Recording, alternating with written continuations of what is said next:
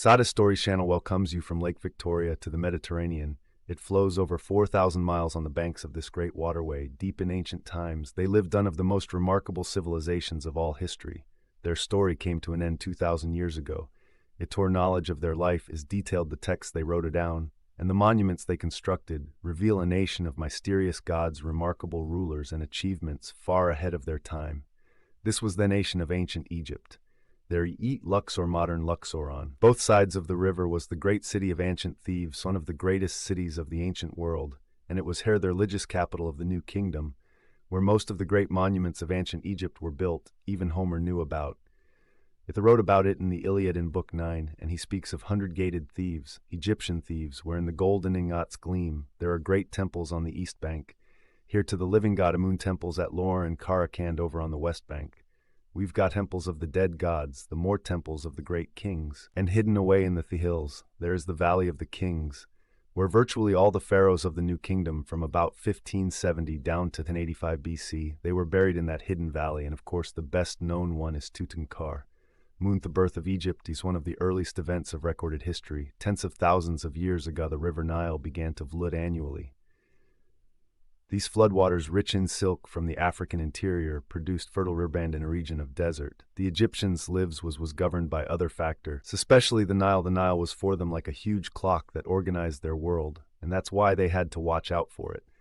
That's why they had to think in the way of the Nile and the agricultural cycle. That's why when you talk about spring, summer, autumn, and winter, you don't find that in ancient Egypt. You find it in ancient Egypt inundation, the coming out of the plants, and the so-called summer, 3 seasons by the 4th millennium BC.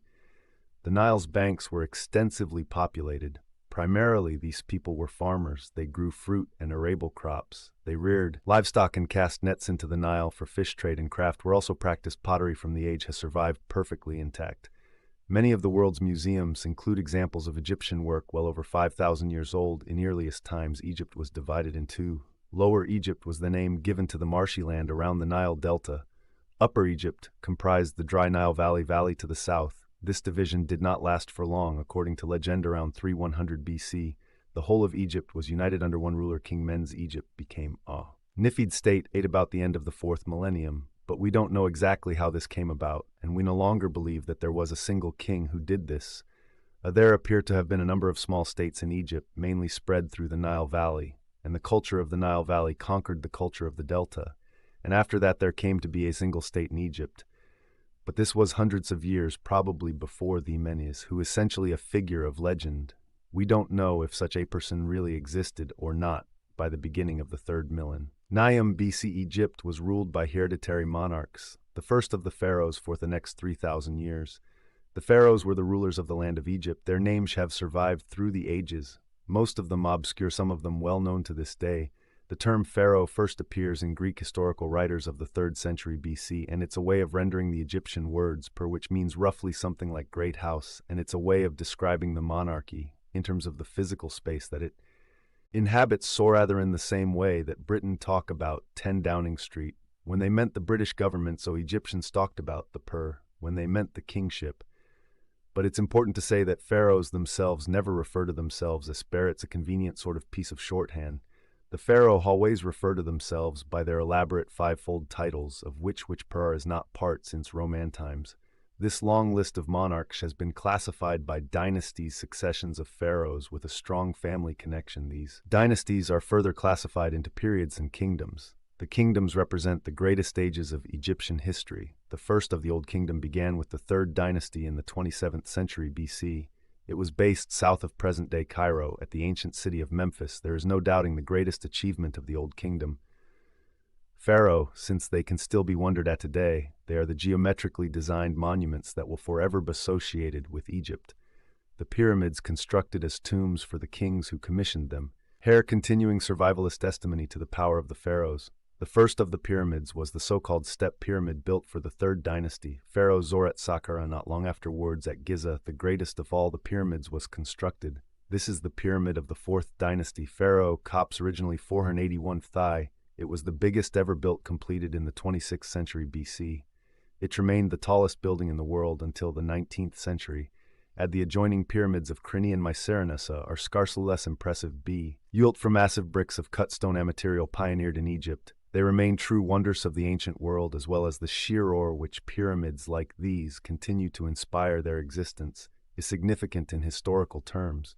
They prove that during the Old Kingdom Egypt was a land of prosperity. They also prove that the Egyptians were possessed with remarkable administrative skills.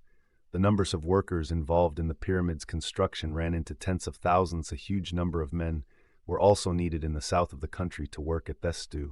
Nequarist organizes such a workforce would be a challenge in the modern world. These great tombs also demonstrate a vital and enduring feature of Egyptian life, the importance of making provision for death. The Egyptians view death and the beyond very much as a replication of life on earth. So what you want to achieve in the afterlife is very much what you've gathered on earth. So that means having the same kind of physical status, having the same office, for instance the same job, and soon it also means moving about between the world of the dead and the world of the lie. In a way that's perhaps rather difficult for us to understand it, think, because we regard these rather separate spheres, whereas the Egyptians regarded them as something much more closely linked. So it's possible for the living to write letters to the dead asking them for specific favors, and the Egyptians certainly believe that the dead have the power to grant those favors.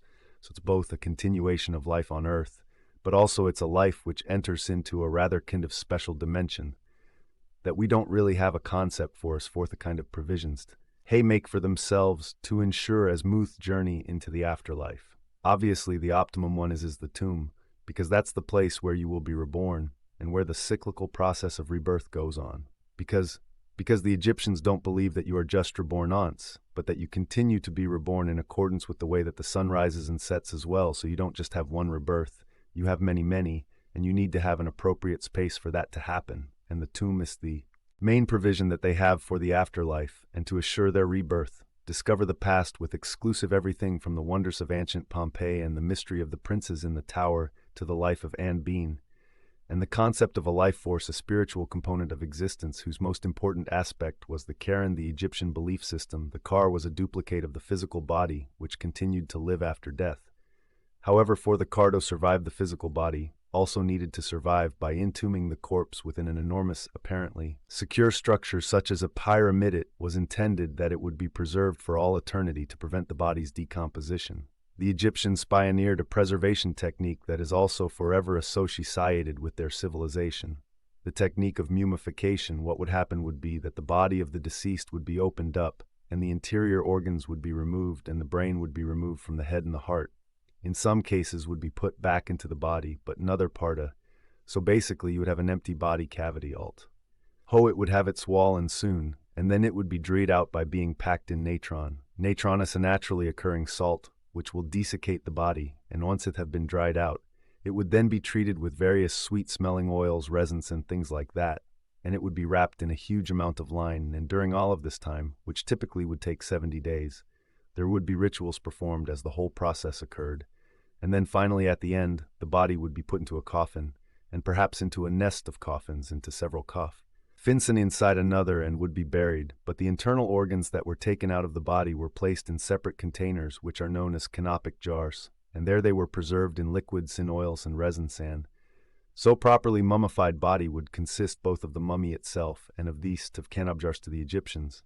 The beginnings of mummification were explained in mythological terms with the death of the god Osir, was at the hands of his brother Seth. To prevent the survival of his spirit, Seth dismembered his brother's corpse. However, Ares' widow Isis succeeded in gathering together her husband's remains and successfully mummified the Osiris, then became the ruler of the underworld in the Egyptian pantheon. Both Ares and Isis were grandchildren of the supreme deity, the god of the sun Ra. Like other Egyptian gods, Ra was depicted pictorially with a human body and an animal shedding his case, a hawk. He was also symbolized by the sun disk and the obelisk throughout Egyptian history. Ra remained far and away the most important of the many gods worshipped at the time, the obelisks that survive both in Egyptandals swear our testimony to his durability. The Egyptian system of worship is a subject which can be difficult to comprehend fully. It never developed into a theologically founded religion in the modern sense. The sheer number of different divinities recorded can be bewildering. In part, this complexity stems from the existence of localized gods. Individual communities worshipped their own individual deities. Each community had 9 gods headed by the 3 most important. These were known as triads, a divine threesome of man, wife, and child at the ease. In Central Egypt, the local gods were Ammon, his wife Mut, and their son. These gods would prove to be especially important. because the city that worshipped them came to be important. The first 6 dynasties are the Old Kingdom. And then we have an intermediate period, a dark age, when the central authority broke down, and that started about 2108 BC. And then at the end of the first intermediate period, as we call it, princes here at Thebes rose, and they took over the country. And we have the Great Middle Kingdom, the 11th and 12th dynasties, with the Tit, Emplahiret Derbai of the King Mentuhotep, who begins it all. But again, it collapsed. Unfortunately, at the end of the 12th dynasty, we have a second intermediate period.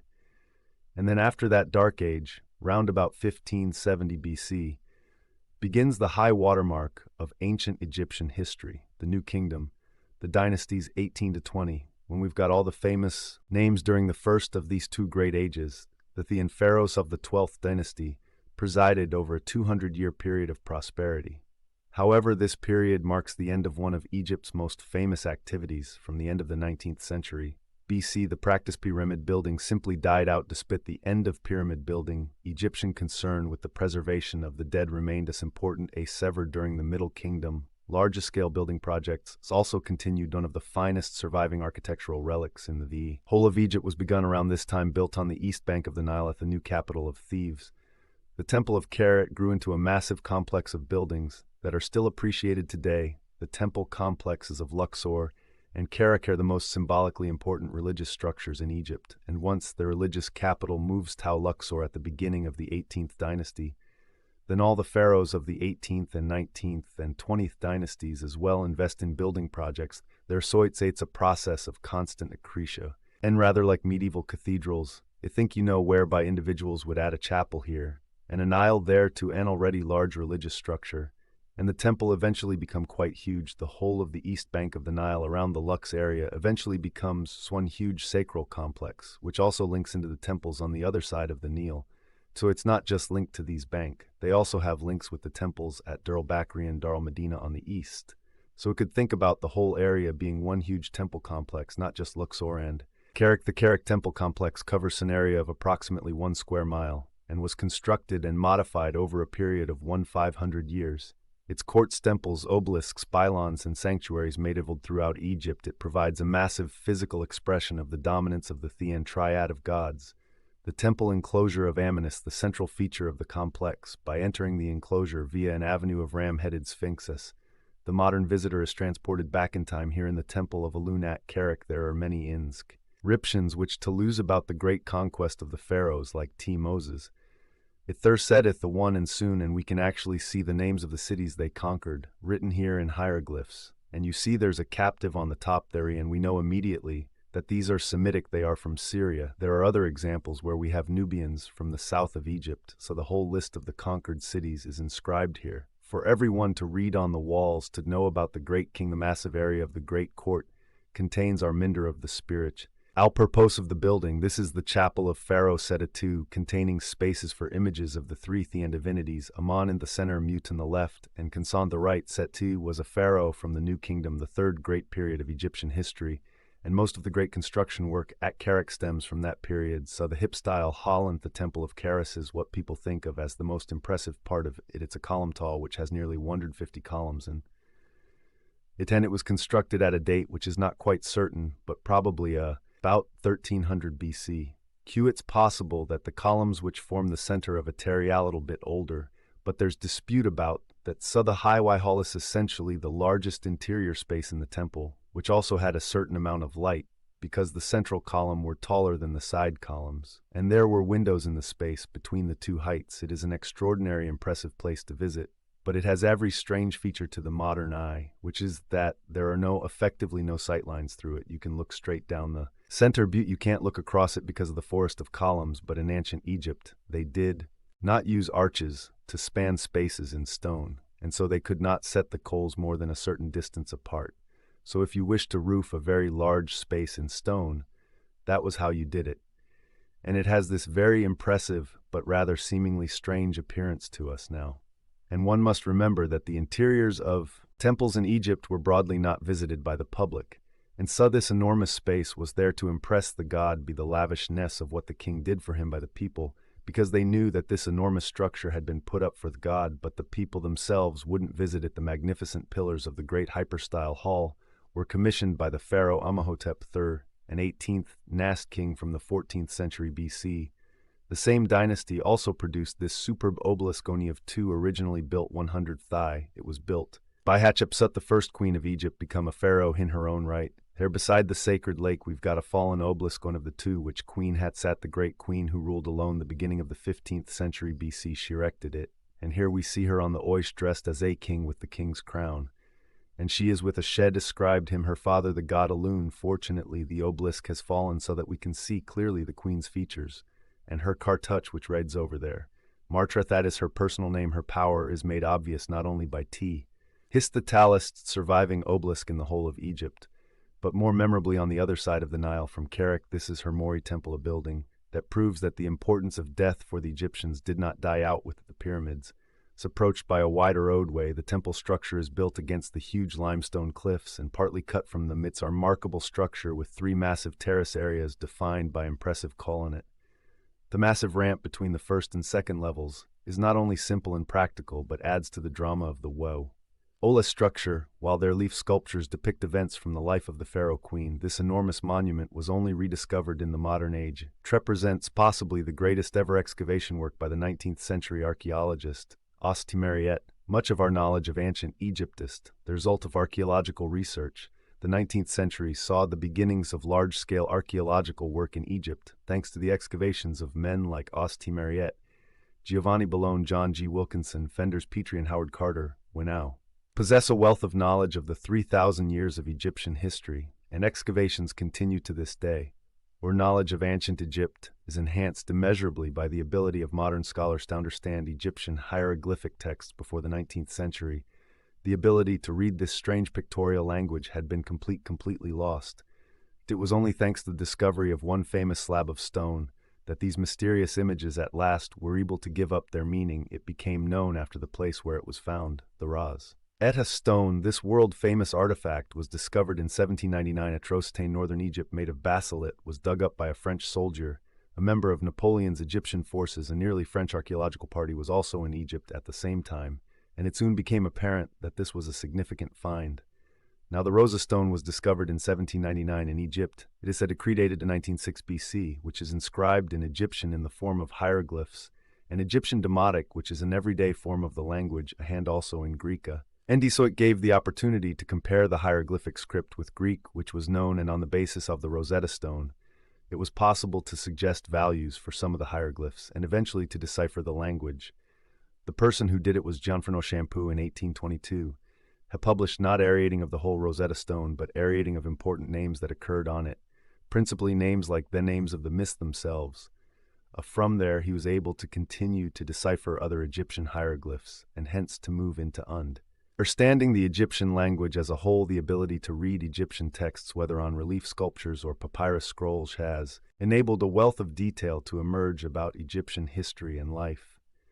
We now know why many of the relief images of Hatshepsut, carved in her great temple, appear to have been damaged deliberately.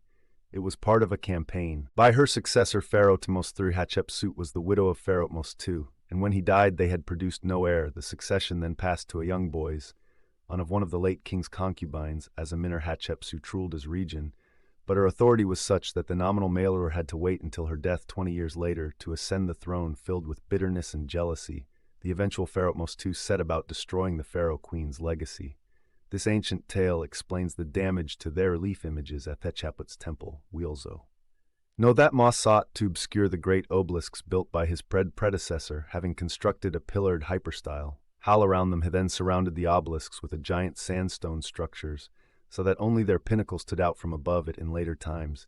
However, the obscuring stone was removed, and Hupshot's great monument can still be seen today beside the sacred lake just 50 yards south of its first location. The waters of this small lake were used by the temple priests before carrying out important rituals in honor of the god.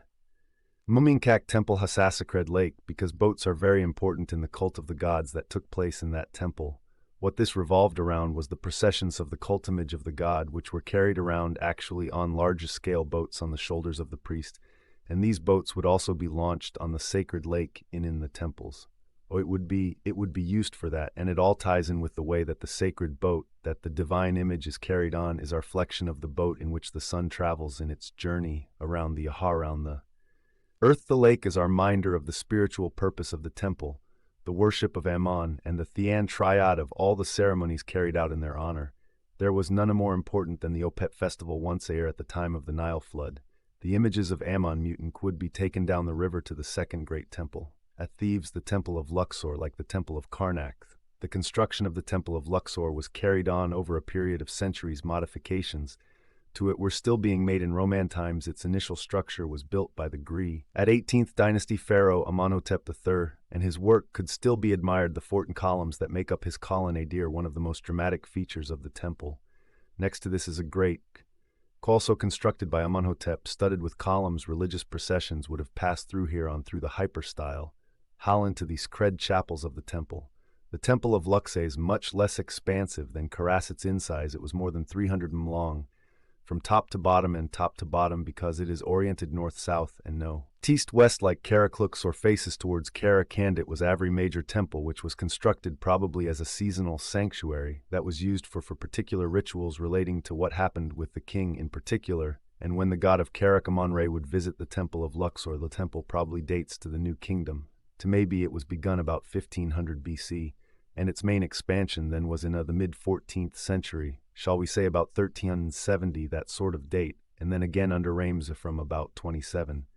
9 onwards, and then in the Roman period. Very interestingly, it was made into a sanctuary for the cult of the Roman emperor in the 3rd century. Ad's idea had it was commonly associated with the king, evidently survived about 2,000 years, but it's a much more limited development than you had at Kark. Finally, there was built between Elso and Karak a processional alley, which in the late period in the 4th century BC was made into an alley with sphinxes on either side the whole way between the two temples, so at that date Loris a whole the city of Luau was a ceremonial space where there were these processional ways which define the whole city. When admiring Amenhotep's architecture at Luxor, it's reasonable for the modern visitor to consider the true purpose of his work. Was it to honor the great god Ammon, or the great pharaoh Amenhotep? There is no doubt that Amenhotep was especially keen to be remembered through the building of physical monuments. This can be clearly seen with the statues, known as the Colossi of Menon, situated nearby on the west bank of the Nile, 60 feet high. These massive seated figures are all that remains of his Mori temple. Well over 3,000 years after the death of their builder, these sigent faceless figures survive as our reminder of his rule over Egypt. We know that Amenhotep's reign was a glorious age for his nation. For almost 40 years, he presided over a period of prosperity, while his diplomatic skills meant it was also a period of peace.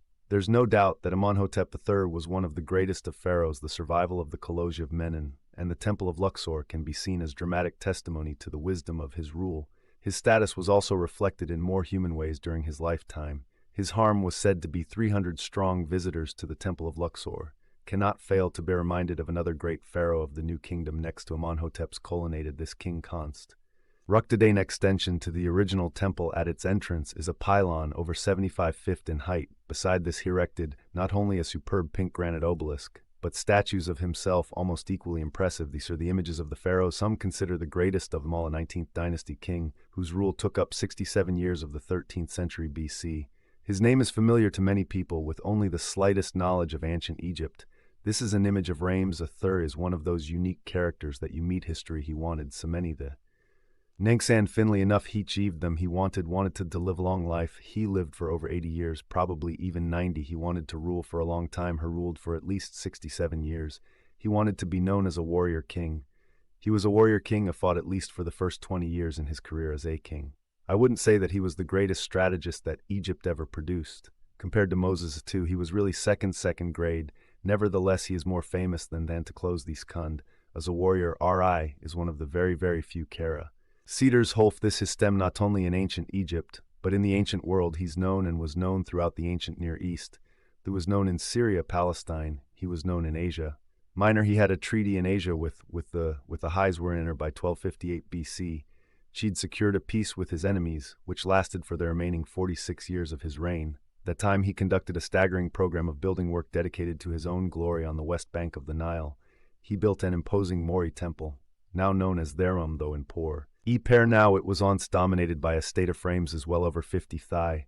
It's perhaps unsurprising that Ramses also sought to extend the Temple of Luxor beyond the huge pylon. He built a great court adjoining the original structure here. The spiritual meaning of the temple is represented by a small temple dedicated to the Thean triad. In the context of the magnificent court, it appears almost insignificant. It is the glory of Ramses that is expressed here. Across from the familiar rows of columns are yet more statues of the pharaoh, in modern terms we might call. This evidence of a personality cult for a civilization whose rulers were often considered to be living gods, as it would not have appeared unusual. The relationship of the pharaoh with the gods in ancient Egypt was terribly important because the ancient Egyptians viewed Pharaoh as being a god on earth. He was in fact the embodiment of the god Horus, who is the son of Osiris, the god of the dead, and so quit of 10 in their reliefs we see him being nursed on the lap of a goddess, or even being suckled by her, and then again we see him as a god offering to the gods offering flowers pot. Saltwater wine at sea, and then in return also we see the gods such as Horus himself giving the breath of life, the Ankh sign touching the pharaoh's lips. So the gods give Pharaoh life upon earth, although he himself is a representative of them for his own people. Everything that the ancient Egyptians wanted came from the gods through the pharaoh, the god on earth.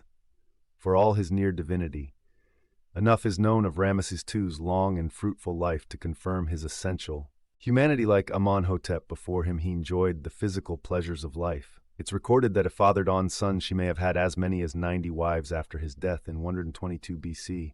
His mummified body was in Omed in a concealed narrow valley across the river from Lua for virtually the whole of the New Kingdom period.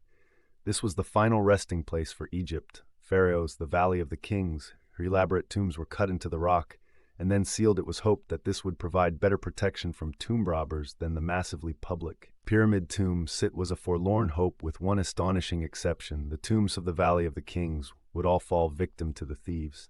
There were at least 62 tombs in the Valley of the Kings, but not all of these were for pharaohs themselves, and some of them we can't even identify. They're not inscribed, so don't know who was originally buried in them, but probably something like upwards of 20 pharaoh were originally buried there. Most of the kings from the beginning of the 18th dynasty to the end of the 19th, and the reason for burying this particular area is that its religious landscape is perceived to be particularly sacred. It's presided over by a shrine of the goddess, who is the goddess who presides over the post-mortem, transitions, the processes of rebirth, and humits. The whole area is perceived to have had what anthropologists call a numenakand of spiritual power, that the place itself is imbued with. When archaeologists began to investigate the Valley of the Kings during the 19th century, they discovered elaborately decorated tombs ipped off their treasures. In 1817, Giovanni Belzoni discovered the tomb of the 19th dynasty pharaoh Seti. If the wonderful decoration of the tomb walls had survived, the Ferrari treasures had long since been taken, as had the pharaoh's mummy. Remarkably, the mummy was eventually discovered in 1881 in a Mori temple, just half a mile away for reasons sunk known. Seti's body had been moved along with 39 other royal mummies. These include Seti, the first son and successor as Pharaoh Ramses II over 3,000 years after High Slong and glorious reign. We can still look up on the facial features of possibly the greatest pharaoh of them all, Ramesses Theskundis, the greatest pharaoh of them all. He may not be the most famous of them all, for many people that honor false to one of his New Kingdom predecessors. This was a king who died young, but whose death prompted the creation of one of the most stupendous objects ever created. His tomb in the Valley of the Kings was the last to be discovered in 1922 by the British archaeologist Howard Carter. The tomb itself was unremarkable. What was remarkable was that its contents had survived the centuries intact. It was the tomb of Tutankhamun. This is the entrance to the tomb of Tutankhamun here in the Valley of the Kings, the smallest royal tomb in the valley. It's only 4 very small rooms. The most well-known tomb, of course, is since it was found virtually intact by Howard Carter in 1922. It had been hidden, the entrance to it, at the bottom of 6 steps in the Valley of the Kings here, and curiously, with all the great pharaohs round about that have been robbed long ago, the wealth in this tomb is unbelievable. All the world knows about it, and yet Tutankhamun was a small king, very little known, reigned for only 9 years. He was nearly 18 when he died. He was 17 years old, nearly his 18th birthday. And yet for all the other great pharaohs buried here, Ramesses II tough Moses' tomb is still the one that all the public know. The discovery of the treasures of Tutankhamun is possibly the best known archaeological achievement ever inside the tomb. Howard Carter and his team discovered the sarcophagus of the boy pharaoh contained within. It was a magnificent golden coffin, a coffin which seemed unusually heavy. The reason for this was too apparent. It was merely an outer coffin, inside it was another, but the weight of this container still seemed excessive. Eventually, the time came for Howard Carter to open the second coffin. At that moment, the most fabulous of ancient treasure revealed itself. It was a third coffin in the image of the pharaoh whose body it contained. Pharaoh, their action of Carter and his colleagues upon seeing this object for the first time can only be imagined. It's made of 296 pounds of solid gold inside. It was the body of the king along with a gold death mask that is now one of the best-known objects on Earth. It was the find of a lifetime. It's often said that if Tutankhamun's tomb represents the kind of burial that are relatively unimportant, pharaoh would have had, then surely the burials of important pharaohs like Amenhotep III Ramses II must have been even more magnificent. But I don't think that's quite right, because Tutankhamun is buried at a time of great political upheaval. He's buried after the period of religious reform known as the Amarna period, when normal ways of entering pharaohs seem to be suspended. So think that Tutanji's tomb is probably more lavish than those of some of the other pharaohs, although we don't know because none of them really has survived, and people have done research onto aspects of the burial, such as comparing thickness of the gold foil used on Tutankhamun's burial with pieces that we know to have survived from the burials of other pharaohs, and Tutankhamun's gold foil is actually thicker. So it seems as thought there may have been more money expended on his burial to mark their turn to religious orthodoxy in the ways that pharaohs normally were buried. It's no exaggeration to say that these treasures have imprinted themselves upon the consciousness of humanity. When they were displayed at the British Museum in 1972, over 1.5 million people came to admire and wonder. It was that museum's most successful exhibition ever, perhaps more than any other objects. These treasures conjure up a specific image of Egypt, an image of a magical nation of living gods and fabulous wealth that flourished while Europe languished in the Bronze Age. Treasures like this make it difficult to avoid a romantic approach when thinking about ancient Egypt. Egypt would survive long after Tutankhamun's brief life in the 14th century BC. The new kingdom to which Tutankhamun belonged would, however, be the last of the great kingdoms of Egyptian dynasties. The final millennium of Egypt's history would see more and more foreign interferences in its affairs. Libyans, Assyrians, and Persians all dominated for periods before the forces of Alexander the Great conquered the country in 332 BC. Shortly after the 32nd and final dynasty was established. This was a time of increasing Greek influence in Egyptian. The country was ruled by the successors of Ptolemy and their sister wives, called Cleopatra. It was also a time of increasing pressure from Rome, and it was this pressure that would eventually prove the end for Egypt. The suicide of the final Cleopatra in 30 BC marks the end of the 3,000-year history of the rule of the pharaohs. They would never be restored, but their legacy lives on in the treasures, the texts, and the monuments that they left behind. Near the end of the last century, one of the greatest English professors who was working in Sinai discovered a script which looked hieroglyphs. It was pictures, but nobody was able to read it. They found out that this was the first Semitic text that was written in hieroglyphic writings, but wasn't used according to the Egyptian system of writing. For their amazement, this was the beginning of alphabet. If you like the video, make a like and subscribe to the channel and write in the comments any idea we want to talk about. Goodbye, my friends.